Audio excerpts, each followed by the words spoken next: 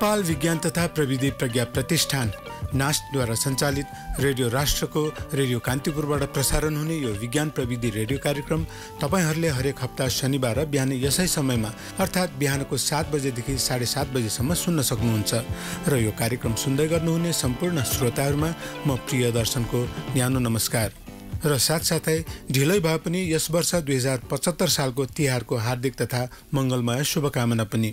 श्रोताहरू, हरेक हप्ताको शनिबार चाहिँ आज पनि हामी 3वटा स्तम्भहरूको साथमा उपस्थित भइसकेका छौँ, जसअनुसार क्रमैसँग जानकारी, विज्ञान र वैज्ञानिकका कुरा र अन्त्यमा तपाईहरूले नि पठाउनुभएका प्रश्नहरूको उत्तर दिने स्तम्भ हुनेछ। तपाईहरूका प्रश्न र हाम्रो उत्तर र कार्यक्रम पनि सुरु गरौँ। हाम्रो पहिलो स्तम्भ यो जानकारीबाट। वनस्पतिको जाति प्रजाति निरन्तर कायम रहनका लागि नभई नहुने परागसेचन अर्थात् पोलिनेसनमा मौरीको महत्त्वपूर्ण भूमिका रहेको हुन्छ। यसै सम्बन्धी यो जानकारी प्रस्तुत गर्दै हुनुहुन्छ हाम्रा सहकर्मी मञ्चिता आर्याल भट्टराई। फूल फुल्ने वनस्पतिको फूलको भाले अङ्गमा हुने पराग त्यसै फूल तथा त्यसै जातिको अन्य फूलको पोथी अङ्गसम्म पुर्याउने प्रक्रियालाई परागसेचन भनिन्छ। परागसेचन भएपछि फूलमा गर्भाधारण भई फल तथा बिउ लाग्दछ। प्रकृतिमा फूल फुल्ने वनस्पतिहरूमा परागसेचन विभिन्न तत्त्व तथा माध्यमहरूबाट हुने गर्दछ। परागसेचन गर्ने तत्त्वहरूमा किरा, हावा, पानी, गुरुत्वाकर्षण, जनावर आदि मुख्य रहेका छन्। प्रकृतिमा हुने सम्पूर्ण वनस्पतिहरूको परागसेचन प्रक्रियामध्ये करिब 80% किराहरूबाट मात्र हुने गर्दछ। किराहरूबाट हुने सम्पूर्ण परागसेचन प्रक्रिया मध्ये पनि करिब 75 देखि 85% मौरीबाट मात्र हुने गर्दछ। मौरीलाई परागसेचन गर्न मद्दत पुर्याउने किरा तथा अरू माध्यमहरूभन्दा बढी प्रभावकारी र भरपर्दो परागसेचित किरा मानिन्छ। संसारमा पाइने विभिन्न 2,50,000 फूल फुल्ने वनस्पतिहरूलाई मौरीका 20,000 जातिले परागसेचन क्रियामा मद्दत पुर्याइरहेका छन्। फूल र मौरी बीच परस्पर सहयोग आदान प्रदान हुने गर्दछ। फूल फुल्ने वनस्पतिले मौरी बाँच्नका लागि नभई नहुने खाद्य वस्तु, फूलको रस र पराग उत्पादन गरी सहयोग पुर्याउँदछन् भने त्यसको सट्टा मौरीले वनस्पतिहरूमा परागसेचन क्रिया गरी वंश कायम गर्न मद्दत पुर्याउँदछन्। फूल फुल्ने वनस्पतिमा परागसेचन नभएमा फल तथा बिउ लाग्न सक्दैन, जसले गर्दा यिनीहरूको वंशवृद्धिमा कमी हुन गई भविष्यमा लोप पनि हुन सक्दछन्। त्यसैले उपयुक्त परागसेचन हुनका लागि फूल फुल्ने वनस्पतिहरूको फूलमा मौरीलाई आकर्षण गर्न पराग, बास्ना, रस उत्पादन हुनुका साथै फूलहरू रङ्गी बिरङ्गी पनि हुन्छन्।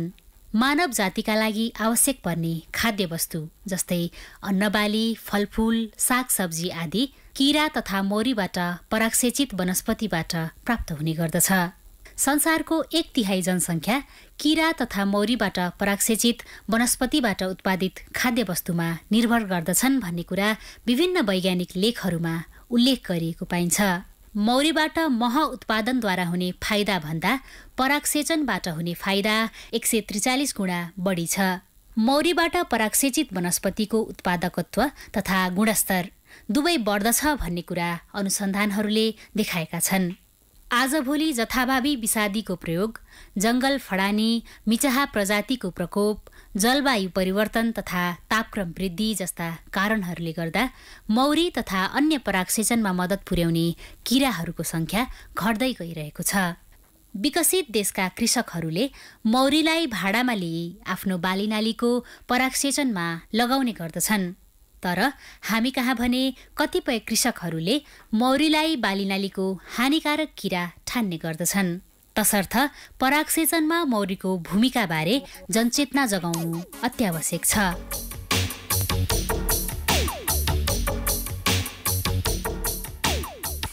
परागसेचनमा मौरीको भूमिका बारेको यो जानकारीपछि अब दोस्रो स्तम्भ विज्ञान र वैज्ञानिकका कुराको पालो। जता हेऱ्यो त्यतै विभिन्न जातका फूलहरू, फलफुलहरू, बत्तीका मालाहरू आदिले हाम्रो घर आँगनमा तिहार भित्रिएको सङ्केत गर्दछ। त्यसैले आज विज्ञान र वैज्ञानिकका कुरामा हामीले फूल सम्बन्धी नै 2वटा लेखहरू ल्याएका छौँ। पहिलोमा छ फूल सम्बन्धी वैज्ञानिक तथ्यहरू र त्यसपछि हुनेछ गुराँस सम्बन्धी अर्को लेख र यी 2 लेखहरूलाई तयार गरेर प्रस्तुत गर्दै हुनुहुन्छ हाम्रा सहकर्मी लिपिका कर्मचार्य। विश्व मानचित्रमा नेपाल सानो छ। क्षेत्रफलका हिसाबले नेपालले विश्वको कुल जमिनको 1000 खण्डको 1 खण्ड अर्थात् 0.01% मात्र ओगटेको छ। तर जैविक विविधताका हिसाबले नेपाललाई ठूलो मान्नु पर्दछ। नेपालको भौगोलिक बनावट अर्थात् समतल मैदानदेखि उच्च भूभागका कारण यहाँ विविध हावापानी र वासस्थान पाइन्छ। यही नै नेपालको विशेषता हो, जसका कारण यहाँ यति धेरै संख्यामा वनस्पतिहरू जीवजन्तुहरू पाइन्छन्। यसरी नेपालमा थुप्रै प्रजातिका फूलहरू पाइने भएकाले होलान् परापूर्वकालदेखि नै थाहा पाएर होस् वा थाहा नपाएर हाम्रो घर आँगनमा विभिन्न प्रकारका फूलहरू लगाइँदै आएको पाउँछौं। मुख्यतः धार्मिक प्रयोजन, चाडपर्व, उत्सव, शुभ कार्य आदिमा प्रयोग हुने गरेको फूलहरूको उपयोगिता आज हरेक कार्यहरूका साथै पर्यटन व्यवसायमा पनि बढ्दै गएको छ। नेपालको भौगोलिक एवं हावापानी विविधता फूल अर्थात् पुष्प खेतीका लागि पनि उपयुक्त छ।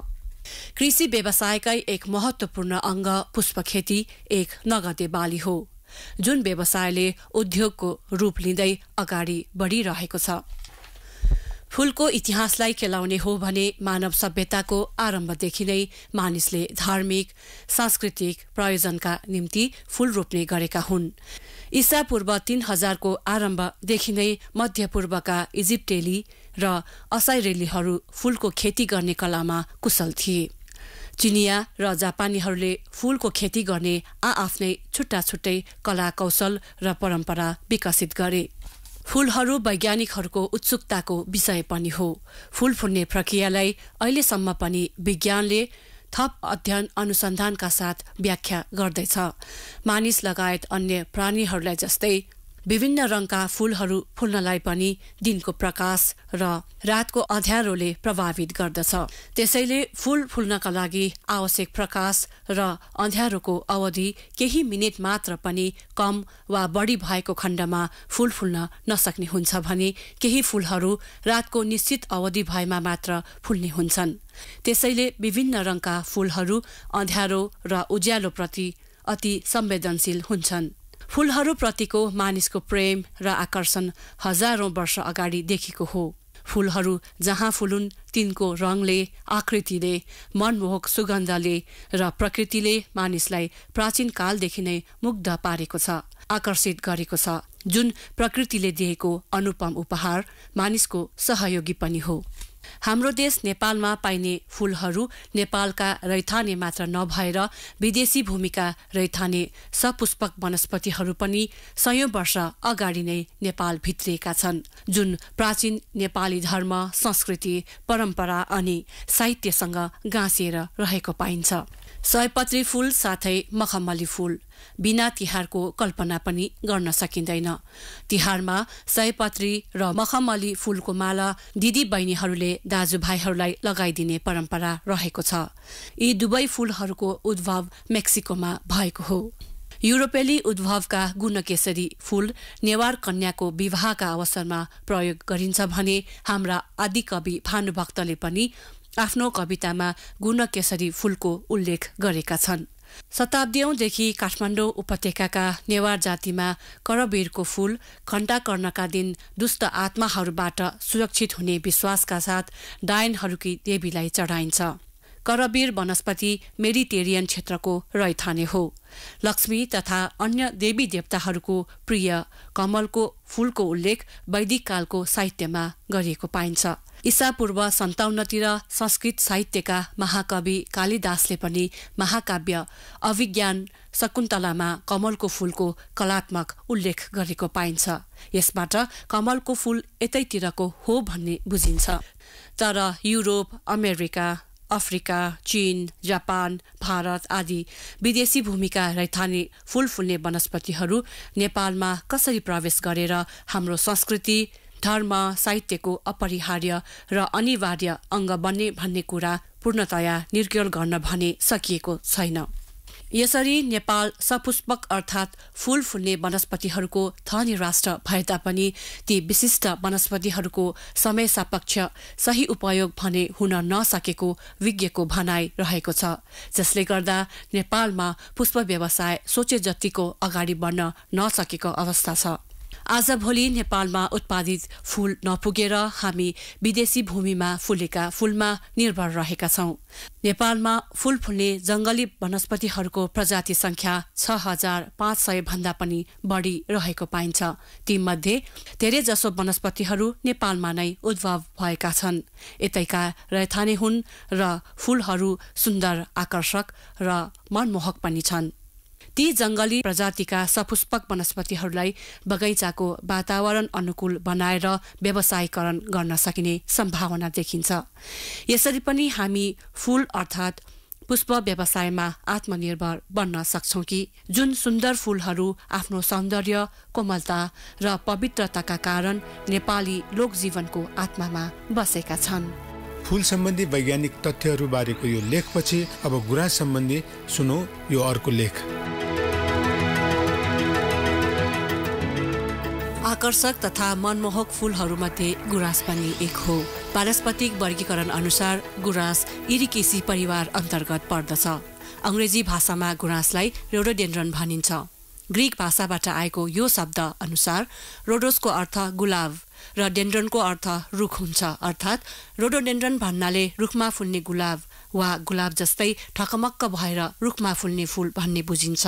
प्राकृतिक वासस्थानको आधारमा अहिलेसम्म 1000 भन्दा बढी गुराँसका प्रजातिहरू पहिचान भइसकेका छन्। चीनको युनान प्रान्तदेखि हिमालयको पश्चिमतर्फ पूर्वी नेपालसम्मको क्षेत्रमा गुराँसका घना वनहरू देख्न सकिन्छ।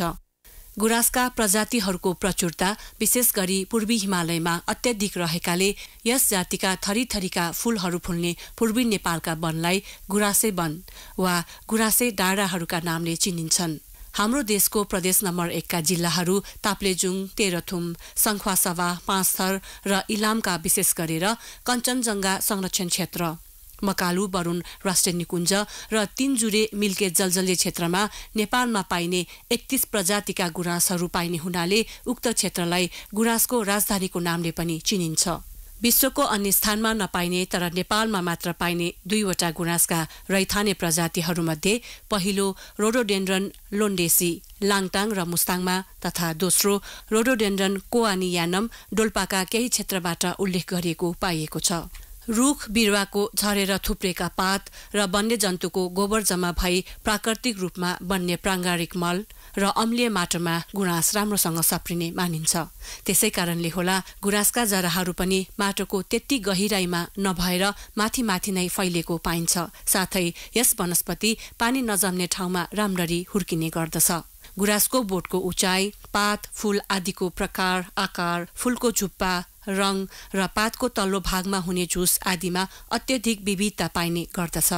अन्य वनस्पतिका फूलहरू कम फुल्ने समयमा गुराँस फुल्ने हुँदा परम्परागत रूपमा पूजाआजा, धार्मिक, सामाजिक कार्यमा पनि यसको फूल प्रयोग गर्ने गरिन्छ।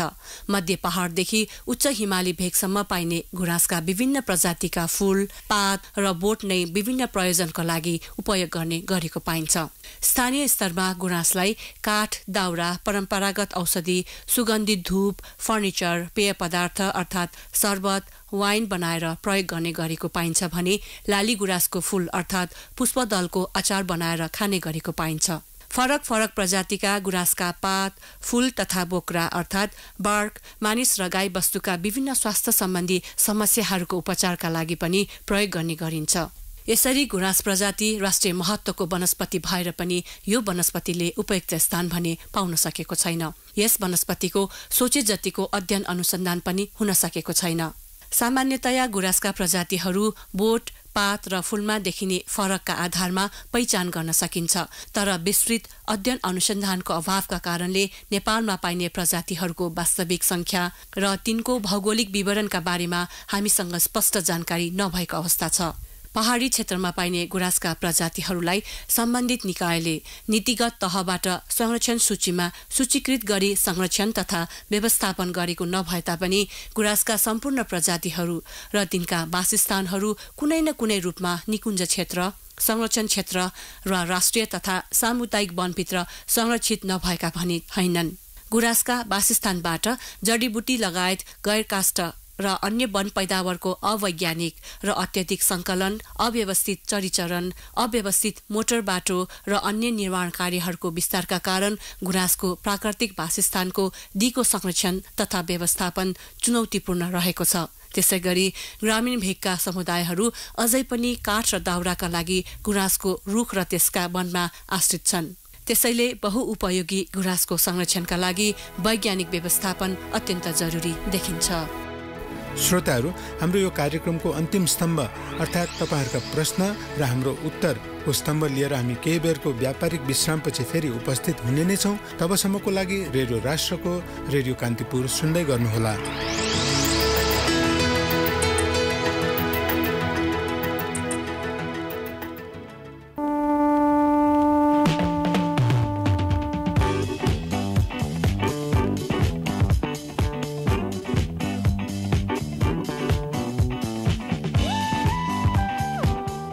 यो व्यापारिक विश्रामपछि तपाईँहरूले नै पठाउनुभएका प्रश्नहरूको उत्तर दिने स्तम्भ अर्थात् तपाईँहरूका प्रश्न र हाम्रो उत्तरको पालो भएको छ।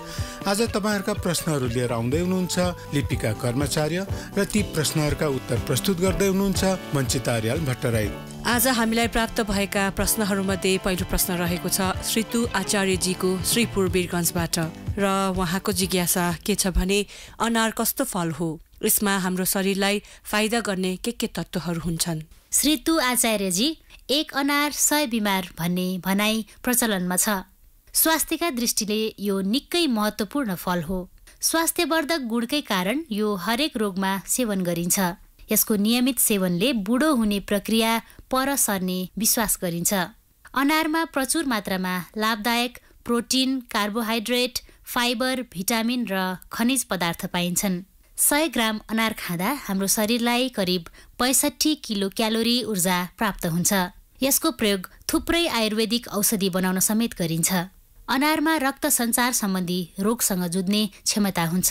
यसले रक्तचाप घटाउँछ, सुन्निएको वा पोलेको अङ्गलाई विषेक गर्छ, बाथ रोगको सम्भावना कम गर्छ।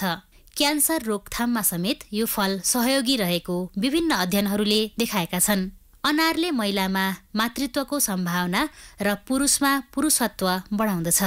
यो गुणकारी फलबारे धेरैभन्दा धेरै अध्ययन अनुसन्धानहरू भएका छन्। इजरायल स्थित हाइफा विश्वविद्यालयका प्राध्यापक लास्कीले यो फलमा पाइने उपयोगी तत्त्वले शरीरको रोग प्रतिरोधी प्रणाली रक्षा गर्छ भन्ने प्रमाणित गरेका छन्। उक्त अध्ययन अनुसार यसमा पाइने भिटामिन, खनिज तत्त्व र एन्टिअक्सिडेन्टले रुगाखोकी कम गर्नुमा प्रत्यक्ष अनुभव गर्न सकिने किसिमले आराम पुर्याउँदछ। अनारले छाला, स्तन र प्रोस्टेट ग्रन्थीको क्यान्सर तथा पेटको अल्सरको सम्भावनामा समेत कमी ल्याउँदछ। अमेरिकी चिकित्सकहरूले उल्लेख गरे अनुसार यसको रसको सेवनले वृद्धावस्थामा हुने रोग अल्जाइमरको जोखिम समेत कम गर्दछ। वैज्ञानिकहरूले अनारमा रेड वाइन वा हरियो चियाको तुलनामा 3 देखि 4 गुणा बढी पोलिफेनोल जस्तो एन्टिअक्सिडेन्ट पाएका छन्, जसले रेडिकल्सलाई बाँध्ने काम गर्छ। प्रयोगहरू अनुसार 1 वर्षसम्म अनार सेवनपछि आर्टेरियोस्क्लेरोसिस अर्थात् धमनी सम्बन्धी रोगीको गलाको धमनीको मोटाइ 30% घट्यो। यस्तै उच्च रक्तचाप 21% तल आयो र हृदय नजिकको धमनीमा तनावजन्य कठोरताले गर्दा मत्थर हुन गएको रक्त प्रवाहमा 3 महिनामै 17% सुधार देखियो। त्यस्तै गरी अर्को प्रश्न हामीलाई स्टेफन हकिन्स सम्बन्धी प्राप्त भएको छ र प्रश्नकर्ता हुनुहुन्छ सत्यनारायण यादवजी कल्याणपुर सप्तरीबाट र उहाँ सोध्नुहुन्छ स्टेफन हकिन्स एक वैज्ञानिक हुन् भन्ने सुनेको छु, उहाँको बारेमा थप जानकारी पाउने अपेक्षा राखेको छु भन्नुभएको छ। सत्यनारायण यादवजी एक चर्चित भौतिकशास्त्री तथा महान वैज्ञानिक स्टेफन विलियम हकिङ्सको जन्म सन् 1942 जनवरी 8 का दिन इङ्ल्यान्डको अक्सफोर्ड शहरमा बुवा फ्रेङ्क हकिङ्स र आमा इसोबेल हकिङ्सको कोखबाट भएको थियो। उनी फ्रेङ्क हकिङ्स र इसोबेलको 3 सन्तानमध्ये जेठो छोरा थिए र उनका 2 बहिनीहरू पनि छन्। उनी सानैदेखि पढाइ बाहेक अन्य क्रियाकलापहरूमा बढी चासो दिन्थे। पढाइमा उनी त्यति राम्रो नभए पनि बुद्धिमानी थिए र अरूलाई अचम्म पार्ने खालको काम गर्थे, जसले गर्दा मानिसहरू उनलाई आइन्स्टाइन पनि भन्ने गर्दथे। उनको पारिवारिक अवस्था आर्थिक रूपले सामान्य थियो। उनको परिवार 11 वर्षपछि अक्सफोर्डबाट एलेबेसमा सर्यो र उनको प्रारम्भिक शिक्षाको सुरुवात त्यहीबाट भयो। उनका बुबा चिकित्सक र आमा गृहिणी थिइन्। उनको बुबाको सपना डाक्टर बनाउने भए तापनि उनको रुचि चाहिँ गणित विषयमा थियो। उनी गणित विषयमा ज्यादै नै अभिरुचि राख्दथे, तसर्थ गणितीय समीकरणहरूलाई हल गरेर केही व्यक्तिहरूको सहयोगबाट पुरानो इलेक्ट्रोनिक्स उपकरणहरूको प्रयोगबाट कम्प्युटर पनि बनाएका थिए। उनी बसेको ठाउँमा गणित शिक्षा नभएको कारणले उनी बिस्तारै भौतिक शास्त्र शिक्षातर्फ आकर्षित हुँदै गए। उनलाई पहिलो पटक 21 वर्षको उमेरमा रोगको लक्षण देखा परेको थियो। बिस्तारै त्यस्तो समस्याहरू पटक पटक देखिन थालेपछि वरिष्ठ डाक्टरकोमा लगियो। त्यहाँबाट थाहा भयो कि उनी कहिले निको नहुने मोटर न्युरोन रोगबाट ग्रसित रहेछन् र उनी अब बढीमा 2 वर्षसम्म मात्र बाँच्न सक्दछन्। अचम्मको कुरा, यस कुराले उनलाई कति पनि निराश बनाएन। उनी आफ्नो कामप्रति निरन्तर लागिरहे। उनले आफ्नो मनोबल र आत्मशक्ति कहिल्यै घट्न दिएनन्। उनले आफू बिरामी भएकै अवस्थामा आफ्नो लक्ष्यलाई केन्द्रित गरी PhD पूरा गरे र आफ्नो प्रेमिका जेन वाइन्डसँग सन् 1965मा विवाह गरे। यति बेलासम्म उनको शरीरको दाहिने भाग प्यारालाइज्ड भइसकेको थियो। त्यसपछि बल्ल उनले आफ्नो वैज्ञानिक यात्राको सुरुवात गरे। बिस्तारै उनको शरीरको बायाँ भाग पनि प्यारालाइज्ड हुँदै गयो। तैपनि उनले यी कुराहरूलाई ध्यानमा नराखी आफ्नो कामप्रतिको लगाव बढाउँदै लगे। लगभग शरीरका सम्पूर्ण भागहरू प्यारालाइज्ड भइसकेपछि उनले व्हील चेयरको सहायता लिनु पर्यो। उनकै लागि इन्टेल कम्पनीले एउटा यस्तो सफ्टवेयर बनायो जसले उनको इसारालाई शब्दमा र शब्दलाई आवाजमा परिणत गर्ने काम गर्दछ। यसकै सहायताले अहिलेसम्म पनि उनी अरूसँग अन्तर्वार्ता गर्ने गर्दछन्। डाक्टरले 2 वर्षसम्म मात्र बाँच्न सक्ने बताए तापनि उनको आत्मविश्वास, इच्छाशक्ति, दृढ साहसले अझसम्म पनि आफूलाई कमजोर हुन दिएका छैनन्। उनले लेखेका दर्जनौं पुस्तकहरू मध्ये a brief history of time, the grand design, the theory of everything आदि ज्यादै नै लोकप्रिय भएका छन्। उनले विज्ञानको क्षेत्रमा ब्ल्याक होल र हकिङ रेडिएसनको पनि अवधारणा ल्याएका छन्। उनले विज्ञानका क्षेत्रमा दिएका महत्त्वपूर्ण योगदान स्वरूप दर्जनौं पुरस्कारहरूबाट सम्मानित पनि भएका छन्। उनले 2007मा अन्तरिक्ष भ्रमण पनि गरेका थिए। शारीरिक रूपले अस्वस्थ भए तापनि मानसिक रूपले धेरै नै बलिया र आत्मविश्वासी वैज्ञानिक स्टेफेन हकिङ्सले गरेको सङ्घर्ष, आँट, साहस बटुलेर विज्ञानको क्षेत्रमा गरेका कार्यलाई विज्ञान क्षेत्रका व्यक्तिहरूका साथै अन्य क्षेत्रमा रहेका व्यक्तिहरूले पनि प्रेरणाका रूपमा स्टेफेन विलियम हकिङ्सलाई लिन सकिन्छ। त्यस्तै गरी अर्को जिज्ञासा हामीलाई त्रिलोक तिमिल सिन्हाजीले दुवाकोट भक्तपुरबाट पठाउनु भएको छ र उहाँको प्रश्न यस्तो छ: आकाशमा तारा के कारणले अडिएको छ र झर्दा किन पृथ्वीमा आइपुग्दैन? के झरेको ठाउँमा फेरि अर्को तारा बन्दछ? त्रिलोक तिमल सिन्हाजी, आकाशमा तारा जस्ता दीप्त वस्तुहरू तथा अन्य अदीप्त वस्तुहरू अनगिन्ती संख्यामा रहेका छन्। ती प्रत्येक वस्तुहरूको निश्चित पिण्ड हुन्छ र ती पिण्डहरू एक अर्का बीच गुरुत्व बलको कारणले आकाशमा अडिएका हुन्छन्। विभिन्न जीवित वस्तुहरूको जस्तै ताराको पनि जन्म, जीवन र मृत्यु हुन्छ। अन्तरिक्षमा यसरी तारा जन्मने र मर्ने प्रक्रिया निरन्तर भइरहेको हुन्छ। तर प्रत्येक ताराको जीवन खर्बौं वर्ष हुने भएकोले हामी एउटा ताराको सबै अवस्थाहरू निहाल्न सक्दैनौं। अन्तरतारकीय माध्यममा भएका पदार्थका ससाना कणहरू एकअर्कामा आकर्षित हुँदै जाँदा ठूलो पिण्ड बनी विभिन्न चरण पार गर्दै ताराको जन्म हुन्छ र नाभिकीय प्रतिक्रिया वा न्युक्लियस, हाइड्रोजन र हिलियममा परिणत हुने प्रक्रिया मार्फत ताराबाट निरन्तर ताप र प्रकाश शक्ति पैदा हुन्छ। अन्त्यमा एक भयानक विस्फोट पश्चात ताराको अन्त्य हुन्छ र फेरि यसका कणहरू पुनः अन्तरतारकीय माध्यममा जान्छन्। समयको अन्तरालपछि पुनः त्यही प्रक्रियाबाट तारा जन्मने र मर्ने प्रक्रिया निरन्तर चलिरहन्छ। ताराको गुरुत्व बल पृथ्वीभन्दा अत्यन्तै धेरै हुने हुनाले तारा कहिले पनि पृथ्वीतिर खस्दैन।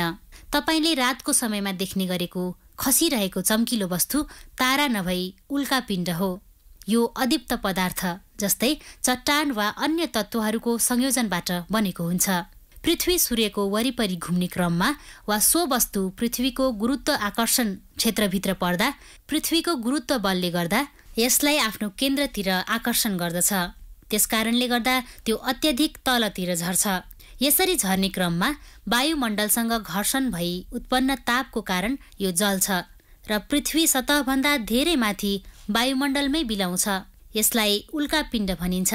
कुनै कुनै उल्काहरू जल्न नपाउँदै वा पूर्ण रूपले भस्म नभएको भाग पृथ्वी सतहसम्म पनि आइपुग्दछन्। तिनीहरूले यहाँ जनधनको क्षति पुर्याउँछन्, साथै भूकम्प आउने सम्भावना पनि सिर्जना गर्न सक्दछन्।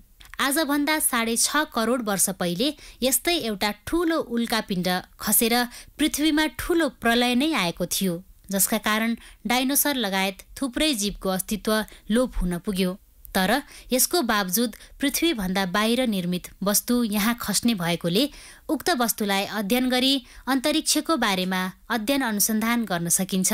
यस्ता वस्तुहरू सौर्य परिवारमा धेरै पाउन सकिन्छ र यिनीहरू पनि सूर्यको वरिपरि घुमिरहेका हुन्छन्। एउटा उल्का पृथ्वीमा खस्यो वा वायुमण्डलमै बिलायो भने पनि अन्य उल्काहरू निरन्तर बनिरहेकै हुन्छन् र अन्य ग्रह वा उपग्रहतिर पनि खस्ने गर्दछन्। कार्यक्रम विज्ञान प्रविधिमा तपाईहरुका केही सल्लाह सुझाव प्रतिक्रियाहरू छन् भने हामीलाई लेखी पठाउन सक्नुहुन्छ र हामीलाई पत्राचार गर्ने ठेगाना हो विज्ञान प्रविधि रेडियो कार्यक्रम, नेपाल विज्ञान तथा प्रविधि प्रज्ञा प्रतिष्ठान, NAST, post box number 3323 Kathmandu, Nepal. अथवा हामीलाई इमेल मार्फत पनि तपाईहरूले vigyanpravidi@nast.gov.np मा लेखी पठाउन सक्नुहुन्छ। हवस् त आजलाई कार्यक्रम पनि यति नै र रेडियो राष्ट्रको रेडियो कान्तिपुर मार्फत प्रसारण हुने यो कार्यक्रम लिएर हामी अर्को शनिबार बिहान 7 बजे फेरि उपस्थित हुने नै छौँ। तबसम्मको लागि नास्टका सम्पूर्ण रेडियो कार्यक्रम युनिट बिदा माग्दछौँ। तपाईहरूको आजको दिन सदाको झैं शुभ रहोस्।